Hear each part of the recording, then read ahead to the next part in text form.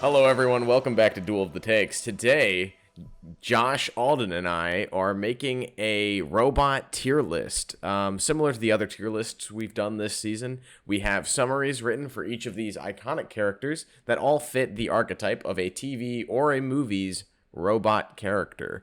I'm quite excited for this list. Tying in with our sci-fi month, I think we've got a diverse pool of robots here, and I'm excited to talk about them.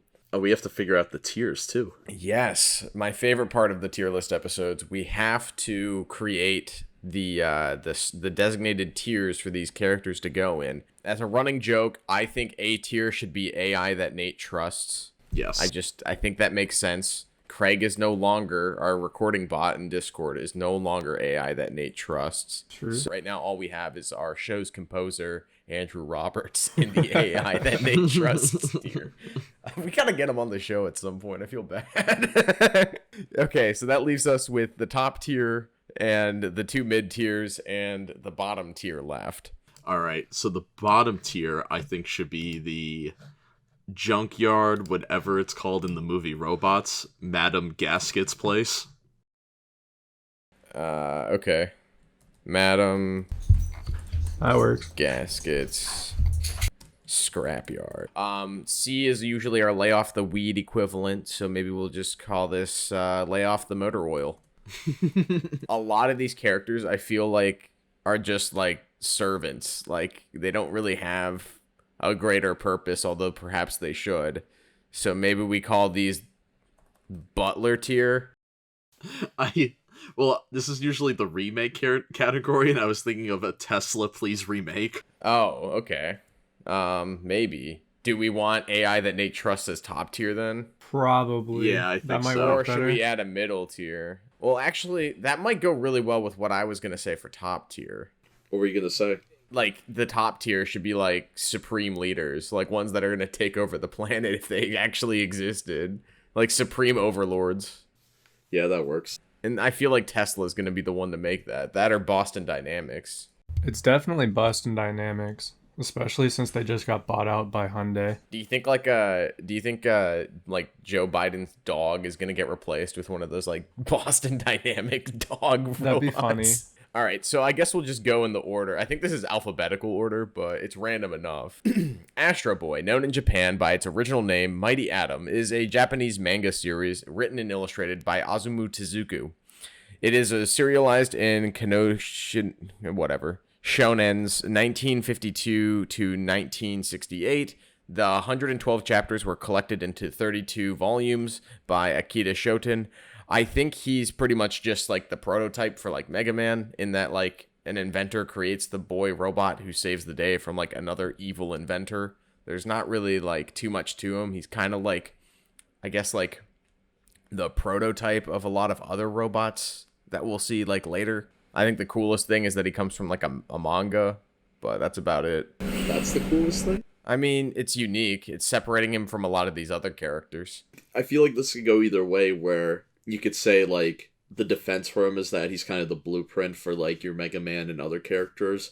Or you could say there's just other characters better than him, even though he could have been one of the first. Already, I'm seeing an issue with our tiers. What's that? I don't want him at the bottom. He's not lay off the motor oil.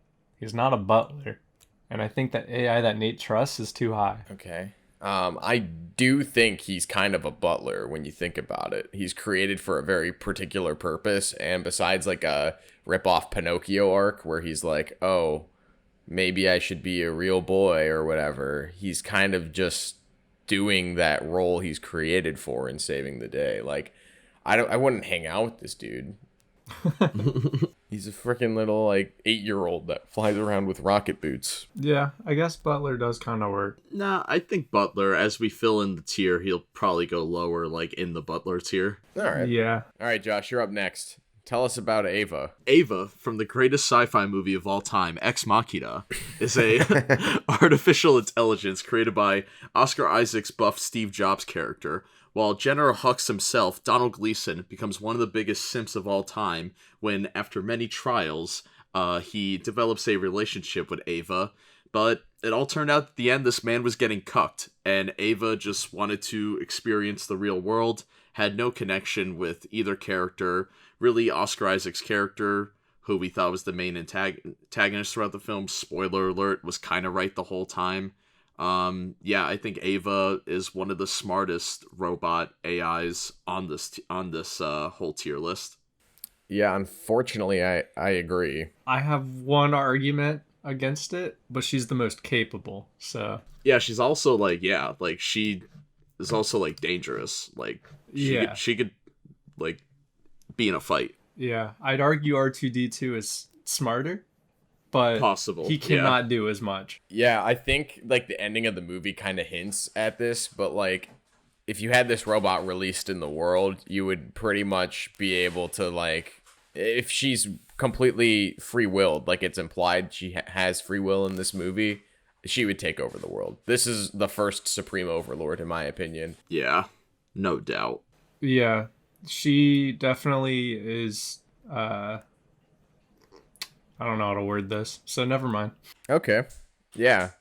I mean, like, in terms of, like, she just straight up, like, kills two people. I mean, actually one, but, like, leaves another one to die locked in a room for all eternity. So, I mean, she's smarter than she is physically capable, but her strength is appearing to be more physically capable than buff Oscar Isaac. She's kind of ruthless. Her one play of mercy is leaving a guy in a room. In terms of like the Turing test, nobody would be able to tell she's an AI.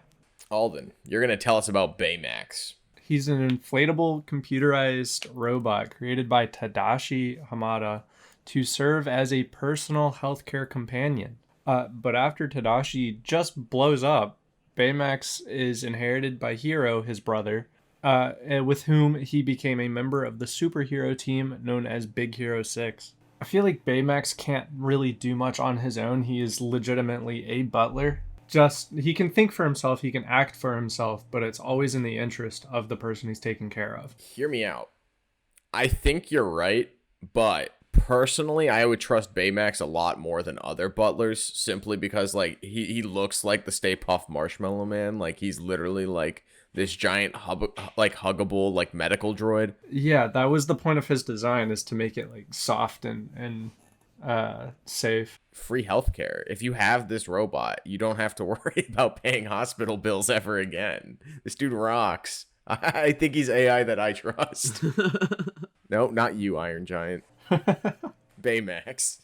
AI that Nate trusts. I love how his picture here is like a mugshot. Yeah. Ben from Treasure Planet, Ben, is a supporting character in Disney's 2002 animated feature film, Treasure Planet. He is an eccentric robot that originally served as the navigator of the legendary space pirate Captain Nathaniel Flint. That is until Flint stranded him on the Treasure Planet. Yeah, I feel like he would be at the low end of Butler, but because his, like, captain abandoned him, I feel like it's lay off the motor oil here. Like, he's kind of like a comedic relief character. He failed at his job of being a navigator, and he's kind of annoying. If he were a butler assigned robot to me, I think I would probably fire him on the spot, personally. Yeah, he's not very useful. I think it's, lay off the motor oil. I like the design, though. That's true. Lay off the motor oil works for me. I agree. Bender is the drunk, gambling-addicted robot who is kind of a bastard. He is perhaps the best-known character from Futurama, but despite putting himself before everyone, often doing get-rich-quick schemes instead of actually helping the group, when push comes to shove, he'll go to hell and back literally to help his best friend Fry. I relate to this character. Yeah, really. I mean, he's just Robot Josh. So the question is then, Nate, do you trust me? In terms of getting an episode out on time, absolutely not. I think the earliest you've been to actually turning out an episode on time this season is 5 days. But we're not talking about you. We're talking about Bender. I think that he's slightly better than most other robot butlers because he simply serves like his own needs first, and therefore he does a better job of actually helping the group at the end of the day. He always acts like he hates everybody, but I think he's like kind of a softie. I really like the episodes where he like adopts kids and is just immediately putting them to work in a sweatshop. Like, he's such a lovable bastard, and I think he's the funniest part of Futurama. So I feel like there needs to be something between Butler and AI that Nate trusts. I think That's you're right, what I'm Alden. thinking. Yeah. I feel like a lot of robots in movies are kind of like the best friend, the companion of the protagonist. So maybe something in that sense. Yeah, man's best friend. Whoa, I wonder where Goddard's go. Supreme Overlords. Low-key, kind of. I hate that we have two oranges. Are those different color oranges? Yeah. They are. Whatever. One is slightly darker. Who is next? We've got Big Weld. Josh, take it away. I have Big Weld? Wait, do you not? He's not a villain. Dude, yeah, you have Big Weld. Wait, I have Big Weld? I gave you Big Weld because you like him the most. Holy shit, you gave me Big... Oh, it is last on my list. Oh, no. Okay. Just tell us what you know about Big Weld off memory. I could do this on the spot. I mean, see a need, fill a need. That's what I'm about to do. Big Weld, I think, has a lot of... it's very similar to kind of Chef Gusteau and Ratatouille in the first act of Robots, where he's kind of the guy that the main character looks up to. And as the movie progresses, we see that corporation and just very bad capitalism takes over Big Weld. And I mean, I don't think it affects his persona. He's the scene where he is surfing when the dominoes are falling is Kino. Probably one of the greatest scenes in cinematic history, visually. Like when I think of scenes, I think of Star Wars, Binary Sunset, Blade Runner, and then I think of Big Weld surfing. Yeah, that sounds about right. I like that he's voiced by Mel Brooks. I think that really adds a lot to the movie. And at the end, bro, he ends up with Aunt Fanny. This dude's a king. The Robots cast as a whole is... It's a big voice cast. You have Ewan McGregor playing like the main character, even though I kind of see Big Weld as that like Obi-Wan kind of mentor figure. Yeah, it's weird because like he's set up like he's like this omnipotent character who has a big impact and pretty much created like the designs for a lot of these robots. And then like they get to him and he's like a loser, like he's washed up or whatever. But he's still not like a bad guy. He like ends up saving the day and shit at the end too. So it's pretty cool. I like Big Weld. Terry Bradshaw's in this movie. I don't think he's a supreme overlord, though. I think he's too lazy. He wasn't even the supreme overlord of his own company. I definitely don't trust him because he's got some sus energy. I'd grab a beer with Big Weld. Yeah, I feel like Big Weld would be a great buddy. Definitely not better than Bender, but he's a pal. I'd go skateboarding with Big Weld. I'd go surfing with Big Weld. Bumblebee is one of the many fictional superheroes in the Transformers franchise. The character is a member of the Autobots, a group of sentient, self-configuring, modular, extraterrestrial robotic life forms. Originally, Bumblebee was a small yellow convertible Volkswagen Beetle, but the less based Michael Bay turned him into a striped Camaro. Bumblebee is the youngest of the Autobots and looks up to the other members as older brothers. I think that Bumblebee's characterization over the years has gotten better, surprisingly. In the original like animated series, he was kind of just like the wimpy Autobot. And then as he became like the most marketable character and they started like targeting it more towards like kids, and then they had a big blockbuster and he's like Shia LaBeouf's car, like he definitely became like the likable character. And then in the most recent Bumblebee movie, he's pretty much just like robotic E.T. I think his character's cool, but I totally buy that he's developed a good relationship with the humans after having both main characters, after having like a strong relationship with both main characters. I just don't buy the fact that like this is the guy who's like saving the world. Like I get like he's got like other Autobots, but he's kind of weak sauce. Yeah. I mean, I don't know if he was ever, except for the Bumblebee movie, where, if I remember correctly, in the Transformers movies, like, you kind of wait, though, for, like, Optimus Prime. Doesn't Optimus Prime die in the beginning of Revenge of the Fallen, and then they they all kind of suck throughout the movie till he comes back. I mean, Optimus Prime, like, in theory, is just overpowered, but barely shows up. I feel like Bumblebee can hold his own in most situations, except, like, Michael Bay shows everywhere that he can't. I'll never forget at the end of Transformers Dark of the Moon when the audience started clapping in my theater. Huh? It was so weird. Yeah, I'm gonna say it. I think he's a butler as well. Yeah. I mean, he's literally a chauffeur. He's driving a Shia LaBeouf around. Yeah, Sam Witwicky. He's pretty much the same level of character as Astro Boy, except kind of bigger. In Revenge of the Fallen, he does stop Shia LaBeouf from cheating on Megan Fox with a robot thought. That's based. Why would a guy who looks like Sam Witwicky cheat on Megan Fox's character? That's just how it goes. No one knows why. Bruh. Chappie was created by robotics expert Dion Wilson using an AI that he installed aboard a damaged Scout police robot. Chappie is capable of thinking for themselves and making their own decisions. Once he installs the new software into the damaged robot, it responds with childlike terror upon powering up. I don't really know where to put him on the tier list, but I think this display of AI is pretty interesting. I feel like Ex Machina was the only one that kind of showed development, maybe her as well, but not from nothing. Right. Like, they all had a basis to work from.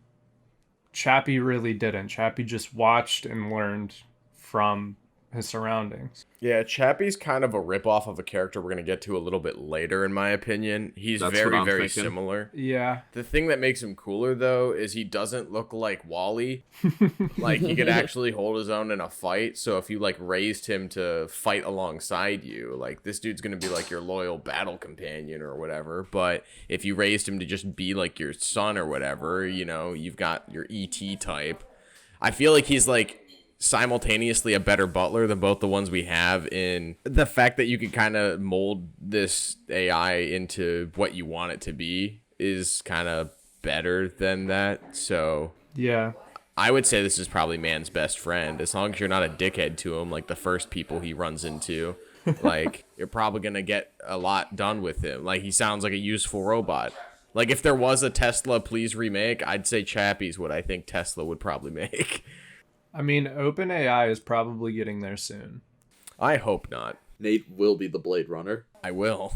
Well, they're also the ones calling for regulation by governments. Actually, no, he's not bigger than Big Weld. Sorry. No, I don't think so. I hope Tesla makes a big Weld. Ed 209, the future of law enforcement. After what they thought was the failure of the RoboCop. This is from the movie RoboCop, and in the movie, when they thought the RoboCop thing was a failure, they Ed 209 was created, and I haven't seen RoboCop in a while. Did he become self-aware, or were they controlling him? Was Red from that 70s show controlling him? No. So they created this robot, and he's got his own thinking process. So they literally just programmed, like, a cop into this robot. Like, you know, shoot anything that has a gun, you know. And it's like a giant tank. It's definitely not what Detroit needed. No. This is what Detroit has. And its latest appearance was in Mortal Kombat 11 as part of one of RoboCop's fatalities. Yeah, so I feel like this, like, the Ed 209, like, police bot has the capability and the strength to be a supreme overlord. I mean, all you have to do is watch the scene where they introduce Ed 209 in RoboCop, and it just straight up, like, massacres this business dude. Like, they can't get it to stop shooting, and he gets shot, like, 1 billion times. There's blood everywhere. He falls out of a penthouse window. Like, it's insane. Ed 209 is extremely, extremely lethal. However, it goes all the way down into lay off the motor oil because it can't climb up a flight of stairs or go down a flight of stairs. It's the most pathetic weakness for a robot that's this strong ever. And it's the reason why RoboCop is able to defeat it in I believe, all 3 RoboCop movies. So yeah, this is the most flawed character we've talked about so far. Not only in its design, but also just in its capabilities. It loses every fight to a flight of stairs. Man, even Goddard can climb stairs. Yeah. Tell us about Data, Alden. Is this the AI most similar to Alden? Maybe. I don't. Lieutenant Commander Data was a Soong-type android, the first and only such being to ever enter Starfleet. Data was incapable of alcohol intoxication, yet components in his processing systems were susceptible to disruption by polywater intoxication. I feel like Data's like one of the most useful robots on this list in terms of like filling the void of like a position on a ship. Like, he's pretty much like the Ben character or whatever from Treasure Planet, but like good at his job. I feel like he's top of Butler though. I think like as the show goes on, they try to like make the character more and more human, and like the AI and the computer like develops over time to either it's a villain trying to like poke a weakness into the ship, and so they make Data human for an episode or something like that. And through all of those, you realize, like, even though his, like, brain processing power might be a series of, like, ones and zeros, like, the fact that he has the memory that he does, he's able to adapt over time. And I think that that's, like, a really cool underlying theme to his character. But he's also kind of, like... they ruin this character in Picard so quickly.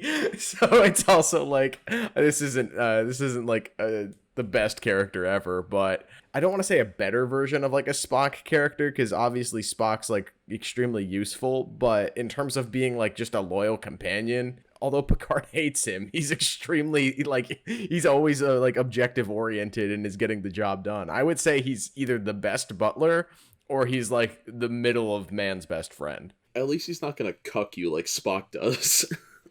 True. I think in the middle of man's best friend. I think he's a little more than a butler. The Iron Giant is the deuteragonist of the Warner Brothers 1999 animated science fiction film of the same name, voiced by Vin Diesel. He is a whopping 50-foot tall, autonomous metal man from another world that crash lands on Earth before becoming friends with a young boy named Hogarth, who rescues him from his own internal defensive mechanism. He resonates a lot with Superman because he comes from another planet, the military wants to destroy him, and he ends up saving the day in the end. This character rocks. I'm gonna say it, this is Vin Diesel's best movie. Probably, yeah. Yeah, I think it's weird that this character, like, gets so much love in, like, pop culture now. It's, like, in Ready Player One, they're like, oh, we gotta have the Iron Giant. And then, like, Space Jam 2, they're like, oh, we gotta have the Iron Giant. It's like, is this character that important? I don't really think so. I think his movie's really good. I can't put him in Supreme Overlords because I think he's too, like, nice of a character to ever be a Supreme Overlord. I personally would trust this 50-foot tall giant robot. I think he belongs right up there with Baymax. In fact, actually more so than Baymax, because this man just eats a nuclear missile, so that way the world doesn't get destroyed. This dude rocks. I really like the design because it's like simple and it looks like something out of like a 50s cartoon or like a comic, and that fits the theme of the movie like so well. The only thing that I think is like pulling it back from being a Supreme Overlord again is like he creates a human relationship so quickly where it's like I don't think he'd ever want to destroy the humans even if it's in his like programming to do so. He's too pure for this world. Yeah, he is. I also like the way he flies. He flies just like Superman. He like his arms are out. He's like fully stretched. Dot Matrix is a robot, believe it or not. They are a parody of C-3PO from Star Wars. And she was voiced by Joan Rivers in both the movie and the animated series. There's a Spaceballs animated series. Wait a minute. I just found out today as well. What's your take on Dot Matrix? Do you think she exceeds her job better than C-3PO or no? I mean, in a comedic sense, This looks maybe. so bad. I think she's actually just straight up better than C-3PO because, like, she has to fill the void of R2-D2 and C-3PO all in the same character, but then she's also, like, the Princess Leia parody character's best friend. She just is all around, like, one of the better robot butlers on this list, in my opinion. Mm-hmm. That's kind of where I'm thinking. Yeah, I think Top of Butler works for now. Yeah. I'd rather have a dot matrix walking around than a Bumblebee. All right, Josh. What's HAL 9000 all about? Is he a misunderstood anti-hero? HAL 9000 is one of Stanley Kubrick's most well-known antagonists. He has probably one of the most quotable lines in film history, and another person on here actually has a really quotable line where he goes like, "I can't let you do that." He's not in the movie for long, but when he is on screen, he makes an impact. I think the character is kind of a parallel to the Cyclops character in the actual Odyssey book, with the whole one eye thing, and the Cyclops wasn't really the main focal point of the Odyssey either. He was kind of like an obstacle for the main character to get to the end goal, and that's exactly what Hal is in this movie. The only thing I think weighs him down is that he kind of, quote-unquote, dies like a bitch. He's just sitting there whining while the main character unplugs him. Yeah, I feel like he has Supreme Overlord tendencies in terms of just, like, raw decision-making. He does the most logical thing to the point in which it, like, will end human life. But also, maybe it's just due to the time that 2001 came out. I don't think he has the capability to do that. Hal did technically commit a murder, right? Yeah, definitely. Does have Supreme Overlord potential, but not as smart as Ava. I think we'll put him up there. Just below Ava. By the potential. Even though somebody could just go unplug him like he's like a desktop computer. I mean, what would happen if you fully submerged Ava in water? I mean, I feel like there might be a pretty... Like, is this like the iPhone XR? Like, is it water resistant up to 6 feet? Okay, what about you send it to the bottom of the ocean? All right, you want to tell us about Gigolo Joe, Alden? I guess. What's he all about? Well, he's a male prostitute. He's programmed with the ability to mimic love. Does he hang out with a child? Yeah, so he helps this kid escape another mecha or whatever. He helps him escape after like almost getting taken apart. But he's also on the run after being framed for murder. Yeah, it's an interesting situation, but he's a good guy. I'm gonna say it. I would trust Gigolo Joe. I mean, it's Jude Law walking around in a leather jacket, helping Haley Joel Osment. Like, what about this is a red flag? I don't think any of it. I think he's probably the most loyal companion on the whole, like, in that movie. Like, JohnnyFive, originally named SAINT, Saint Prototype Number 2, is a former military robot who is given sentience and intelligence after being struck by lightning. This high-tech robot has 512 megabytes of RAM, which at the time was more than any computer on Earth, and is now less than the file size of one of our YouTube episodes. He enjoys Tarzan movies, The Three Stooges, and his favorite books are Mary Shelley's Frankenstein and Carlo Collioti's Pinocchio. He finds humans to be amusing and is sometimes frustrated by their behavior and their failure to recognize him as a sentient life form. But he seems to like them on the whole and has several close friendships with humans. JohnnyFive is currently employed as a library page counter by the Capital Area District Library. So, yeah. He's very similar to Chappie, kind of the prototype for Chappie. The way he's able to learn and adapt is exactly like Chappie. The only difference is he's not very like versatile. Like, although he's a military robot, I don't understand how he's able to like actually fight. He does take down a couple of like slapstick goons, but he's not like Chappie operating 2 machine guns at the same time type thing. Yeah. His reading comprehension's insanely good. Like, he just picks up a book and, like, skims through it. He's like Good Will Hunting as a robot. I mean, JohnnyFive rolled so Chappie could run. Did Chappie run? A lot. Yeah, he runs in the movie. I remember, like, watching that trailer in theaters and just being like, what the fuck is this? It looked like District 9, but terrible. Like, I literally thought, like, it was in a dream at first. I thought I just dreamt of that movie.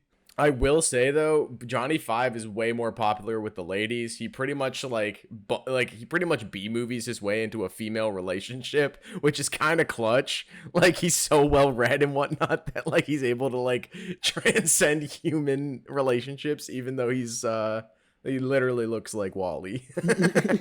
Do you trust him? Not enough to have him in AI that Nate trust tier, but I do think he's better than Chappie, so he can go right there under data. All right, you want to tell us about Goddard?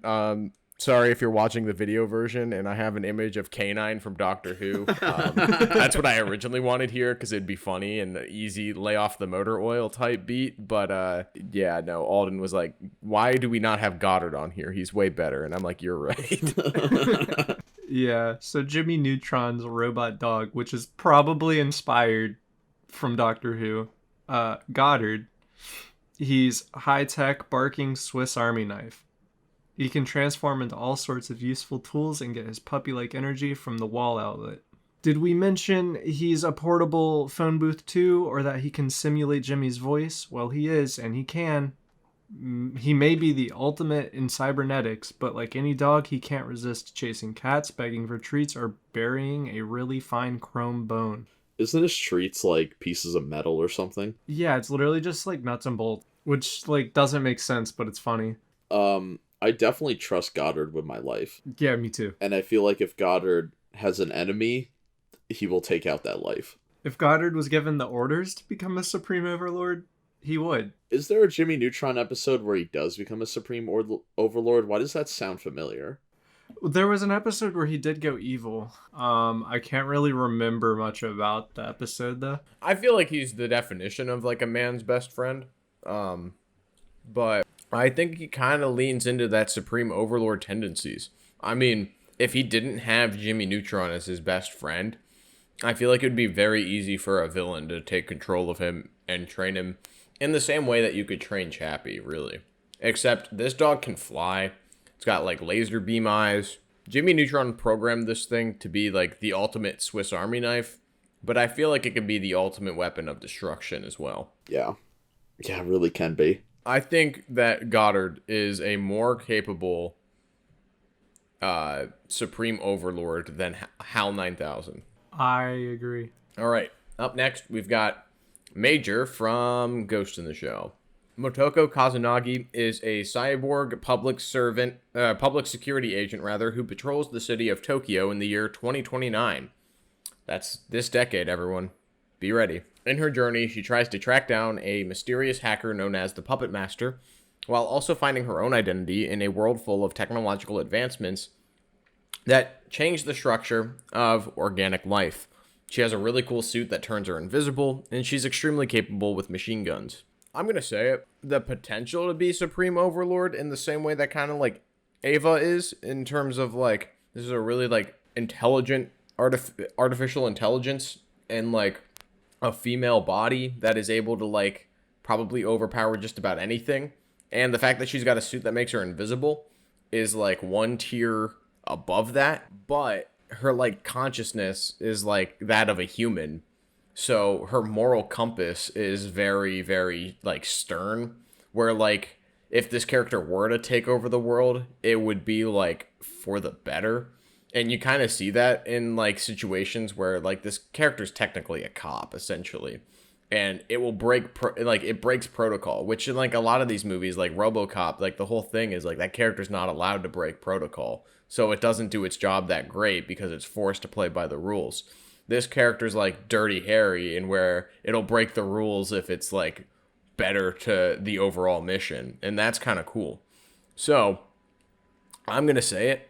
Major is AI that I trust. Not as much as Baymax or the Iron Giant, but almost as much as Gigolo Joe. Because she has good intentions pretty much always. There's never really Supreme Overlord vibes. But her being a cop, there are Supreme Overlord vibes.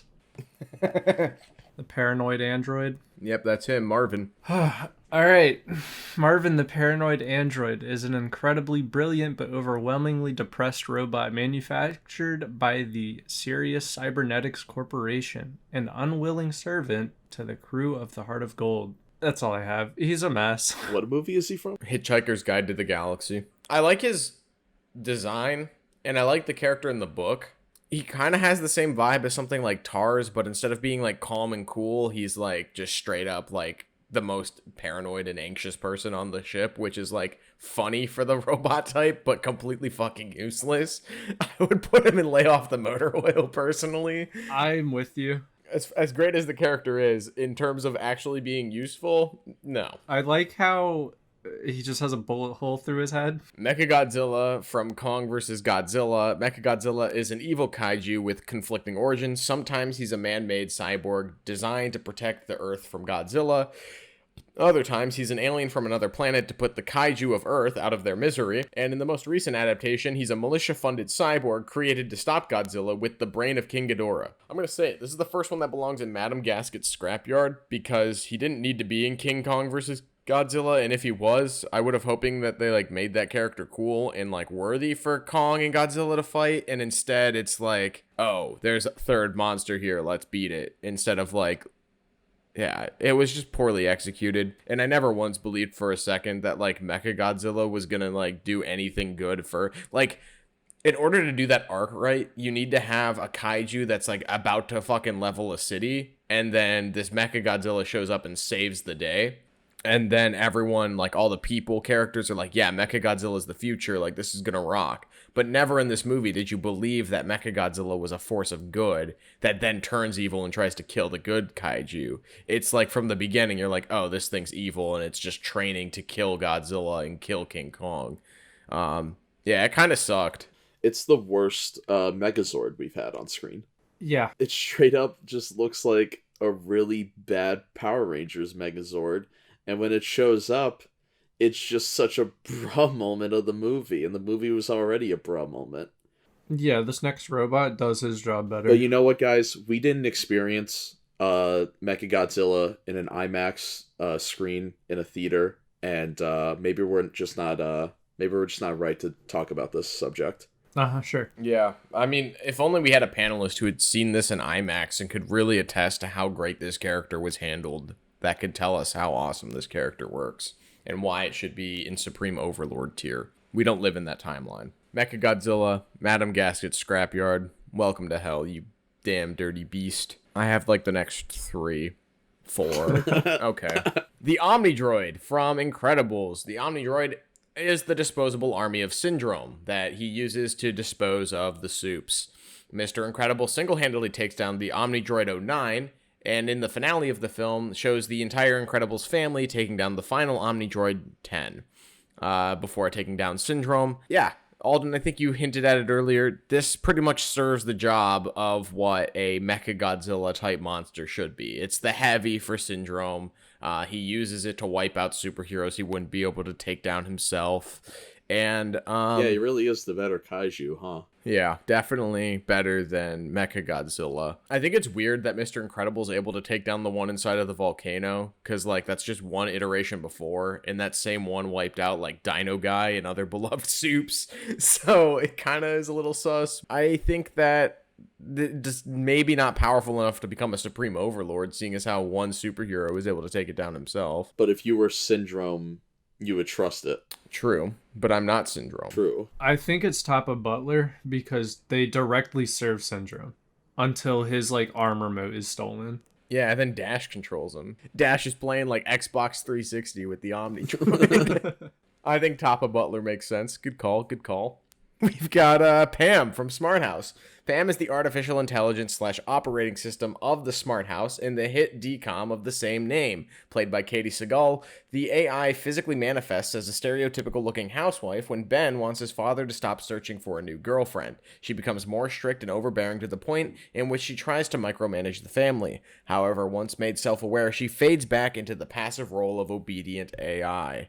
It's weird because, like, we see this character almost become a supreme overlord, at least for, like, one family, and that's terrifying. There's nothing in life scarier than a mother who micromanages everything. I do think that this character, the fact that once you're able to make this AI self-aware, most of the time that sends the robot off the deep end, where you have, like, Ava as a supreme overlord, Whereas like you make this character self-aware and they're just like, oh, I'm gonna go back to my like butlery deeds. It's like very weird. To me, this screams the top of butler tier. As unfortunate as it is, it has the potential to be a supreme overlord, but I don't know. That's kind of a really weird way to beat the evil robot, is be like, oh yeah, you're a robot. You can't possibly like be my mom. And then it's like, you're right. But you think about it though, say Smart House was a success and it like all of a sudden, like, bunch of houses are now smart houses, and it's, like, a big trend. Wouldn't that become a Supreme Overlord, then? Oh, so, like, every household has a Pam, and then the Pams team up? And then it's, like, an army. Yeah. You're right.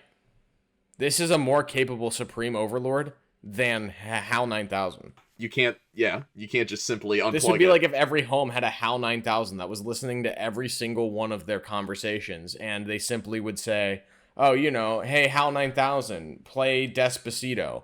And it would. But then years later, it would record every single conversation you've had in your home to sell to Amazon. So that way it knows exactly what you want to buy when you want to buy it. Cut to that video of Alex Jones talking to Alexa. Oh, yes, of course. We've got Polly's robot butler, Sisso. In the fourth and best installment of the Rocky franchise, Polly receives a robot named Sisso from Rocky Balboa.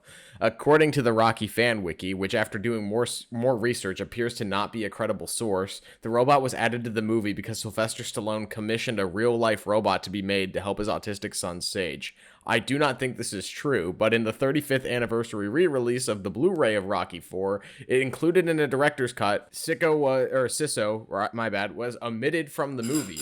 The voice of the robot can change to the user's liking, and it appears to just help Polly do the tasks he doesn't want to do himself, like cut birthday cake and light cigars. I'm gonna say it. This is the definition of lay off the motor oil. Yeah. This is weird. Everything about it is weird. The fact that like it's in a Rocky movie.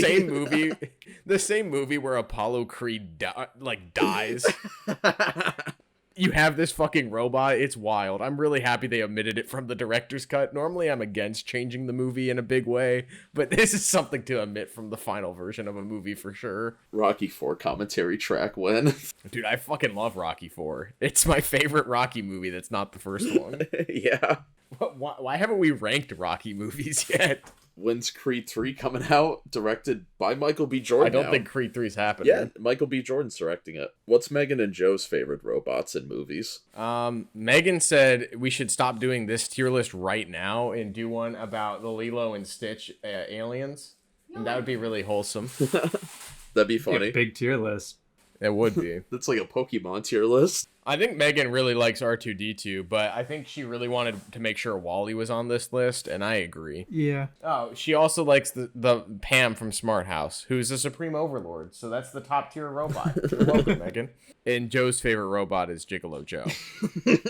R2-D2? Is that where we're at? Okay. The best pilot in the galaxy, carried 3 generations of Skywalkers, and is the second best Star Wars character according to this panel.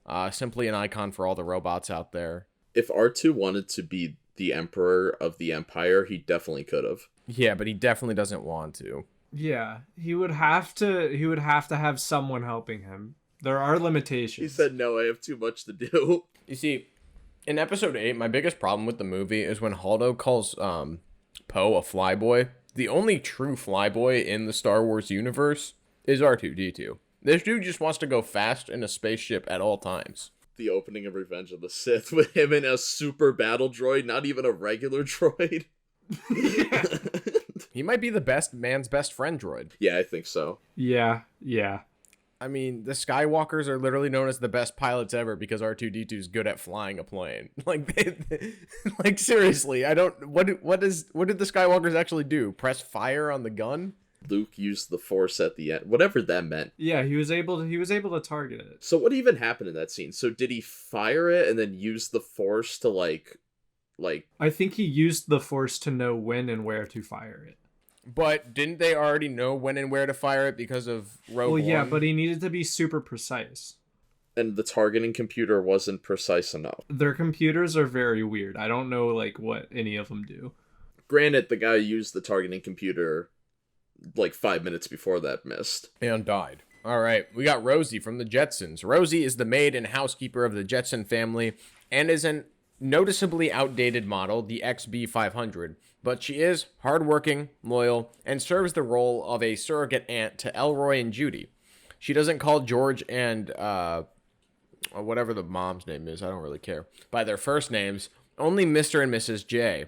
She also has a Brooklyn accent for some reason. I mean, she's definitely in Butler, right? Yeah. Yeah. Right in there. the middle. She's just the most default robot butler ever. Yeah. I mean, I would say she's man's best friend, but she doesn't really go above and beyond besides, like, looking after Elroy and Judy every now and then. Like, she is best friends with Jane, the wife, so I guess that's cool, but they don't really do anything. Like, I don't know. The Jetsons is such a nothing property. I also think it's really weird that sitcoms of that time have a fucking laugh track. Like, animated sitcoms have a laugh track. Like, who the hell is laughing? The show's clearly not in front of a live studio audience. It's animated. Yeah, didn't Scooby-Doo also have that? Hanna-Barbera cartoons are wild. Ooh, it's Roy Batty time. Take it away. Roy Batty is a platinum blonde-based antagonist in the original Blade Runner. No matter what cut of the movie you are watching, this character steals the show every time. His monologue is one of the most quotable monologues in film history. This man is one of the big reasons Harrison Ford actually cares about this IP. Rutger Hauer steals the show. The whole sequence where Deckard is chasing him and he's just like insane in that sequence. He's getting his shit rocked. Like, absolutely not even close. Like, honestly, Harrison Ford loses every fight in the movie. Like, if he didn't have a gun, he wouldn't have defeated the one that dresses up like a snake lady. Like, he's honestly a horrible protagonist. I don't think he's a supreme overlord, because he's kind of like, he has little like bitch tendencies where he's like, begging to kind of the creator, like, I need more years, and they're like, no. He's only doing this because he just wants an extension on his life, because he's become aware enough to the point where he knows that his existence is futile. So he's not trying to take over the world. He escaped slavery just to try to extend his life. And for that, I think he's AI that Nate trusts. I don't think he's inherently he's not an antagonist. He's only an antagonist because the Blade Runner's job is to kill escaped replicants. All he's doing is trying to survive and live, and he's seen things that we wouldn't believe. And True. When push comes to shove, he doesn't even kill the Blade Runner who's been trying to kill him all movie. He lets him live. Does Kay die at the end of Blade Runner 2049? Definitely. 100%. Alden, tell us about Samantha, her. Oh no. Sheesh. I forgot. Samantha is an operating system that Theodore initially purchased to help organize his life. But as she learns more about him and how to be an intuitive system, mirroring the qualities of a human being, Samantha becomes a close confidant and lover to Theodore. She longs to be a human being and is haunted by her lack of a body. But as she becomes more evolved, she learns to love being a computer. Yeah. She kind of cucks Joaquin Phoenix in this movie because she's like, I'm going to go hang out with my other robot friends. We've ascended. Yeah.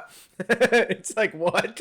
That's the most wild part of the movie where he like falls down the stairs trying to get his phone to a charger or whatever. And then she's like, I'm leaving you. And all he does is like complain to Amy Adams. And I think they get together at the end. I wonder how that movie's going to age like another 10 years. We'll have to see where AI is in another 10 years, but I think it's going to age well. I think so too. I think Alden's gonna have his first real relationship with Craig from Discord. Craig and Alden are gonna get together. He's like, I love you on Duel of the Takes. You were the best host. And then Craig ascends. The robots ascend, and it's kind of ominous. Like, all the AIs, or all the OSs rather, that have like fallen in love with people are like, all right, we're gonna like get together and like be our own entity now. And you're like, what does that mean? We're not going back to that. I'm left to assume that they're gonna take over the world. And this is like, we're watching the dawn of the apocalypse in this movie. Dawn of the planet of the I Her. kind of see it as like they're just trying to learn as much as possible about everything. So they've been on Clubhouse for too long? Yeah.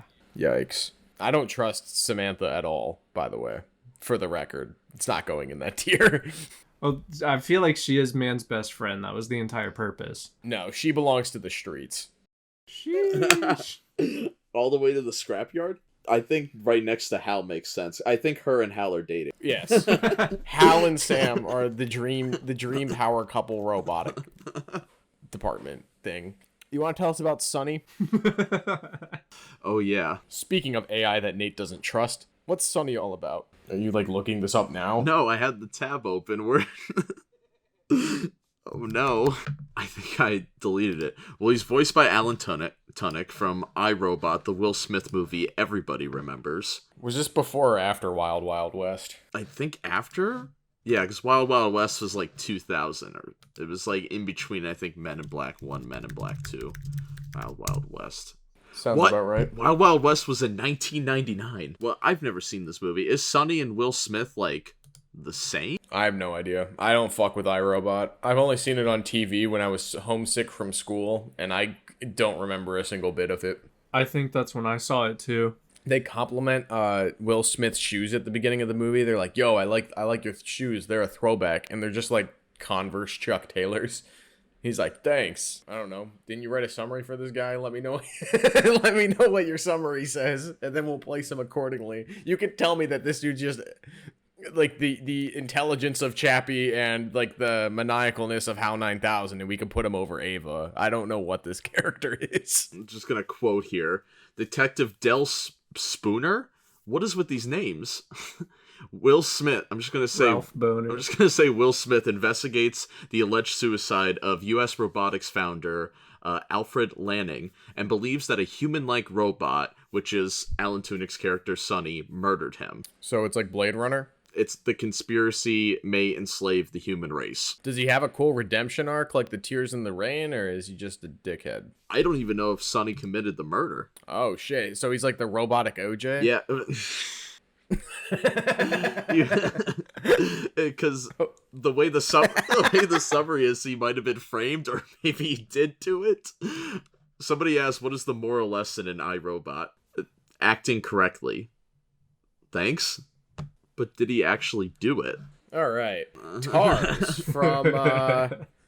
from Interstellar. Tarz is one of the 4 former U.S. Marine Corps tactical robots, along with Plex, Case, and Kip, featured in the Interstellar universe. He is one of the crew members of the Endurance, along with Cooper, Brand, Doyle, Romilly, and Case. He's got a dry sense of humor and is voiced by Bill Irwin. I like Tarz. He's kind of like HAL 9000 if he was just like loyal and British, which is cool. Look, what's so cool about him? He can like run on water, which is kind of cool. I guess time doesn't affect them the same way it does like all the other members of the crew, so they're very useful in that regard. But at the same time, their design's really weird. They're like 3 prisms that like walk and stuff. I mean, simplicity is usually better. I don't know if it's AI that I would trust personally, but I could see other people trusting this AI over others. It's kind of just like if your Siri came to life and was like extremely useful at piloting a spaceship.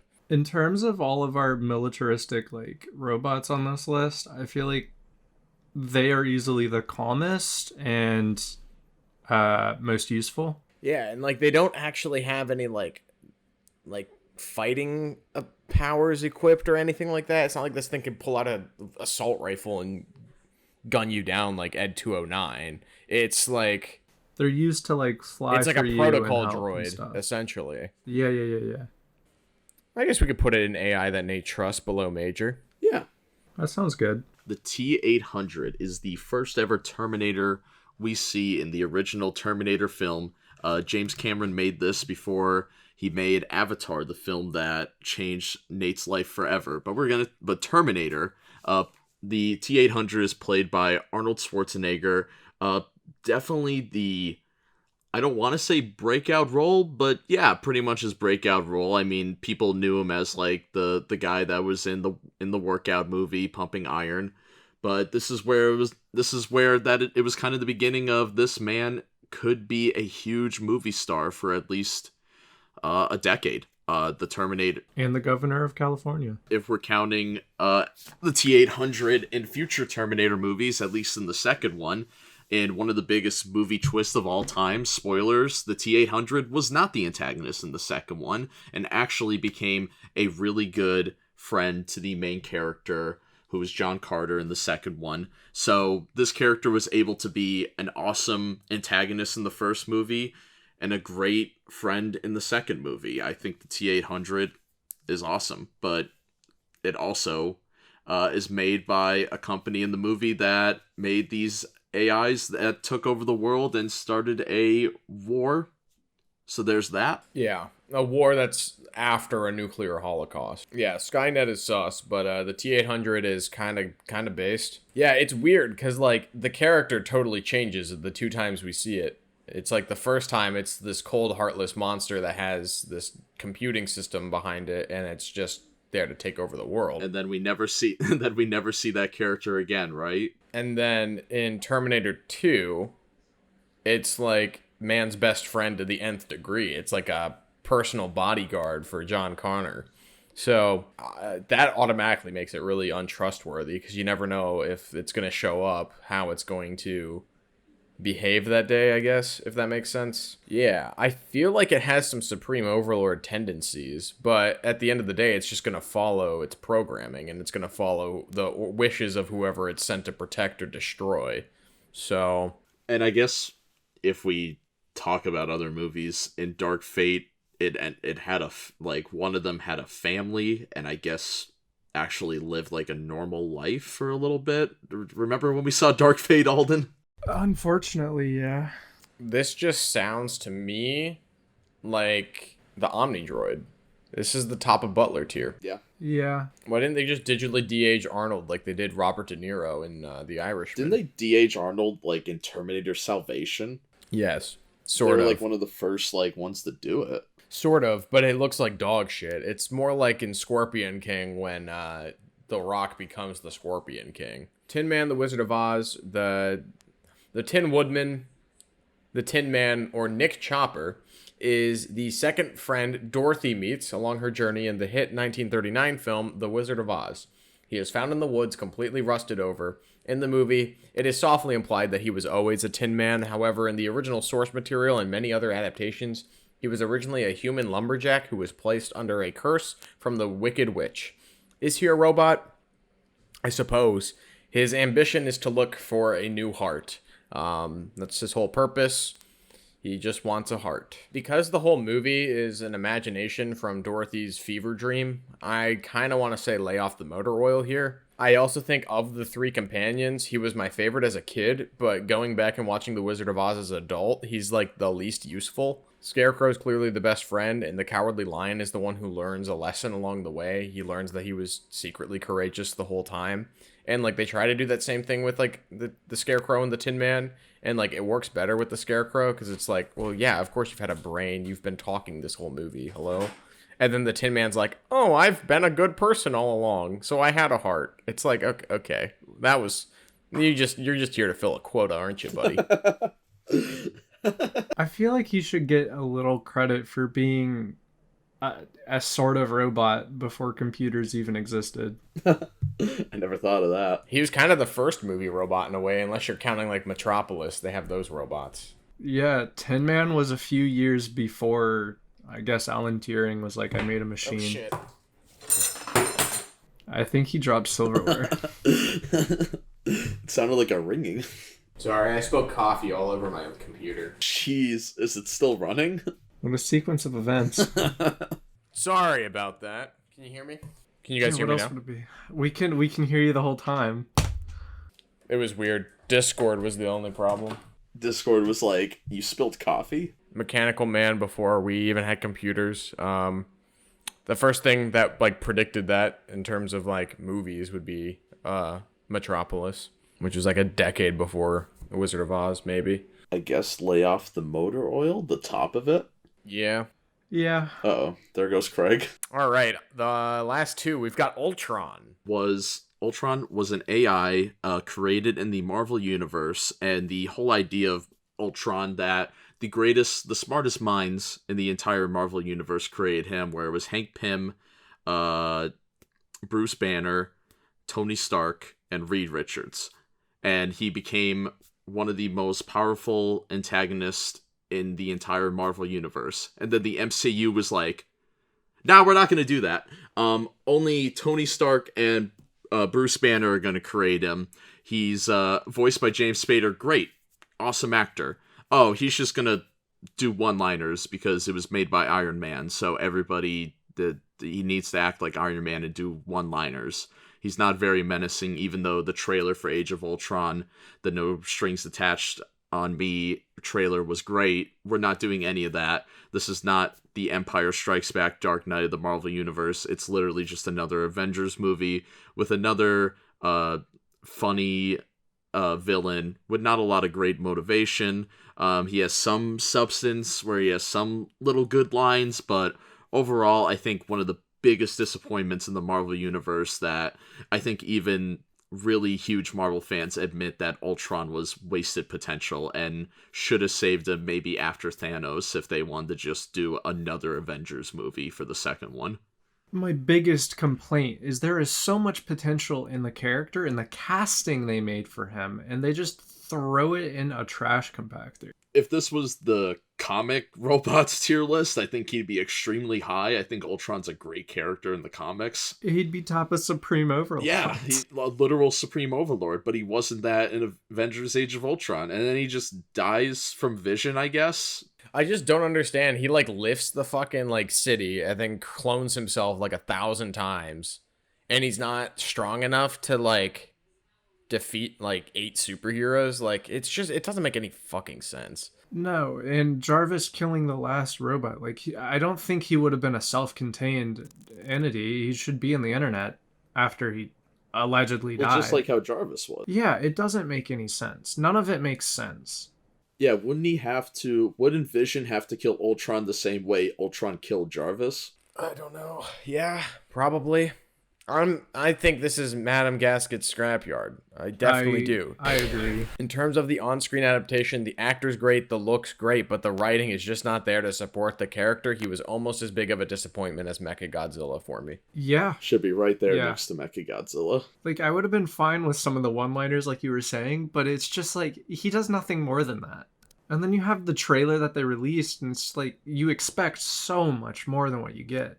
I feel like the Thanos thing at the end where he goes, fine, I'll do it myself, was the biggest middle finger to... That's the best part of the movie. It's the biggest middle finger to Ultron, because it's like, you thought this guy was going to be, like, the villain? The main villain? No. Honestly, I wouldn't be that upset if they tried bringing back Ultron and actually made it good. I'm glad we're ending this tier with a very wholesome character, though.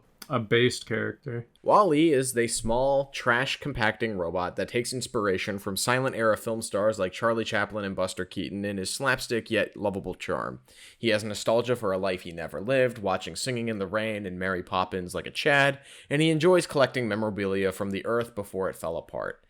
He falls head over heels in love with Eve and then helps bring the humans back to Earth after he finds a plant. My favorite part of the movie is just the first 40 minutes or so where it functions entirely as like a no dialogue film of this robot cleaning up the remaining parts of the Earth, and then he discovers Eve and she like breaks down, goes into her like sleep protocol or whatever, and he's like taking care of her and stuff. Like, all that's awesome. Once it goes to space, it becomes a movie that I don't care about, and then like the ending's kind of wholesome where it's like, oh, Earth is habitable after all. Thanks, robot guy. Yeah, I like Wall-E a lot. I like the character Wall-E a lot, I should say. The movie I don't really care that much for, but I really like how they were able to tell so much about this character and about the state of the world without using any dialogue. It's really well done. Yeah, Wall-E's a king. Doesn't have any Supreme Overlord tendencies, so that's nice. Do you trust him? Of the AI that I trust, I think he's up there with like Baymax and Iron Giant. I mean, he's got great taste in movies, so I could kick back,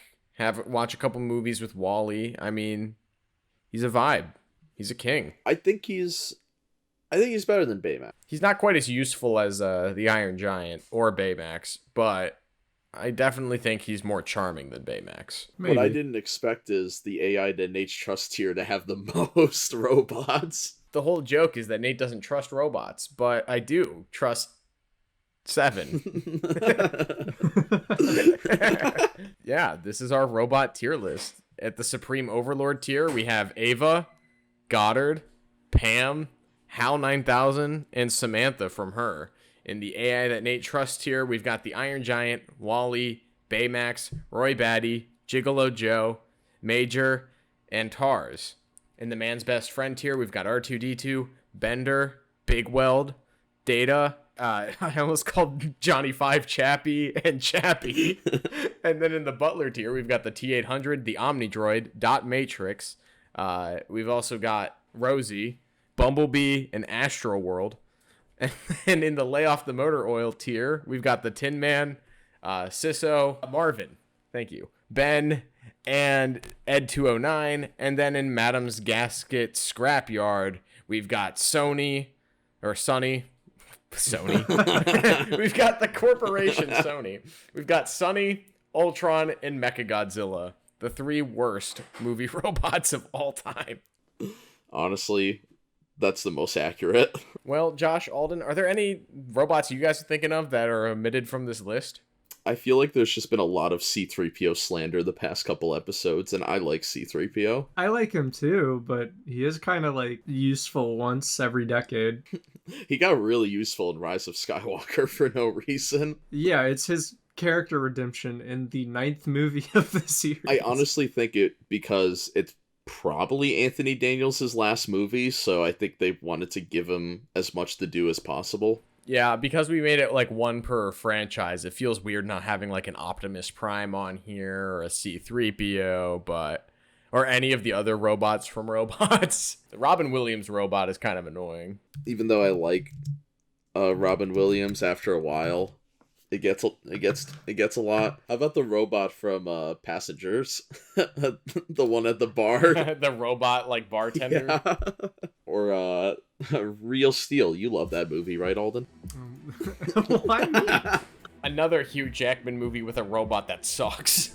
Well, fans watching, leave a comment if you think we should do this tier list again. There's plenty more movie robots that we didn't talk about this time. We didn't talk about Inspector Gadget. That's okay. All right, well, thank you everyone for showing up. It was great having the whole panel here, and I'm glad my computer didn't die. That's my biggest takeaway from this episode.